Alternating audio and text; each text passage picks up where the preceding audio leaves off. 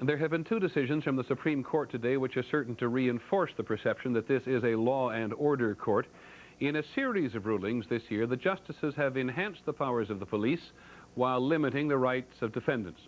Today, the court took the highly unusual step of reversing two of its own earlier decisions. This time, the court has ruled that juries considering the death penalty may hear evidence about the character of the victims and how survivors suffered because of the crime. Here's ABC's John Martin. Purvis Payne was convicted in Memphis of brutally murdering Sharice Christopher and her daughter, Lacey. Her son, Nicholas, stabbed many times, survived. When it came time to sentence Payne, Nicholas's grandmother told the jury what her daughter's murder meant to the boy. And all I told him was that he cried for his mom, and he'd come and tell me he was worried about his sister, Lacey, and he couldn't understand why they didn't come home.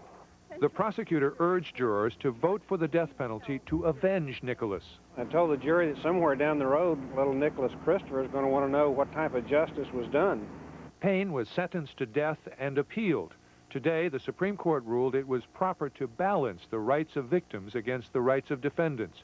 In a 6-3 decision, Chief Justice William Rehnquist said, for the majority, victim impact evidence is simply another method of informing the jury about the harm caused by the crime. Defense lawyers attacked the decision.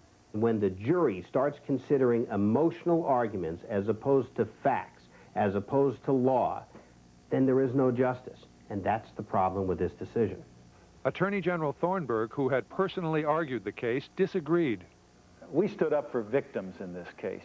For all too long, the victims got in the fast shuffle as we've concentrated on enforcing the law against criminal defendants and protecting that defendant's rights during court proceedings.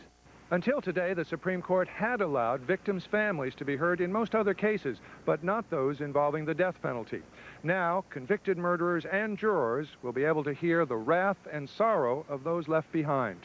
John Martin, ABC News, Washington. In another law and order decision, the High Court ruled today that when it comes to the possession of drugs, a sentence of life in prison without parole is not cruel and unusual punishment, not even in the case of a first-time offender. A man named Ronald Harmelin, who was 45, was caught in Michigan carrying about 1.5 pounds of cocaine. State law required that he be given a life sentence, and the Supreme Court, calling illegal drugs a grave threat to society, has upheld it.